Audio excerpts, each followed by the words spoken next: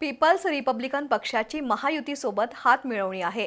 मात्र कोल्हापूर महानगरपालिकेच्या निवडणुकीत अनुसूचित जातीसाठी राखीव असलेल्या 4 आणि इचलकरंजी महापालिकेच्या 3 जागा महायुतीनं पीपल्स रिपब्लिकन पार्टीला द्याव्यात अशी मागणी जिल्हाध्यक्ष अशोक कांबळे यांनी पत्रकार परिषदेत केली आहे।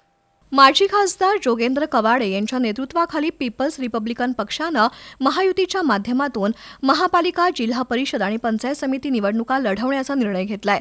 त्यामुळे पीपल्स रिपब्लिकन पक्षाला कोल्हापूर महापालिकेसाठी अनुसूचित जातीसाठी राखीव असलेल्या 4 आणि इचलकरंजी महापालिकेसाठी 3 जागा द्याव्यात अशी मागणी केली आहे। तसंच जिल्हा परिषदेसाठी 10 आणि पंचायत समितीसाठी 15 जागांची मागणी करण्याचा ठराव कार्यकर्त्यांच्या बैठकीत घेण्यात आलाय। या जागा वाटपाचा महायुतीलाच फायदा होईल असं पक्षाचे जिल्हाध्यक्ष अशोक कांबळे यांनी पत्रकार परिषदेत सांगितलं। दरम्यान महायुतीच्या उमेदवारांच्या प्रचारासाठी पक्षाध्यक्ष जोगेंद्र कवाडे, कार्याध्यक्ष जगदीप कवाडे यांच्या उपस्थितीत लवकरच कोल्हापुरात कार्यकर्ता मेळावा घेण्यात येईल असंही यावेळी सांगण्यात आलं।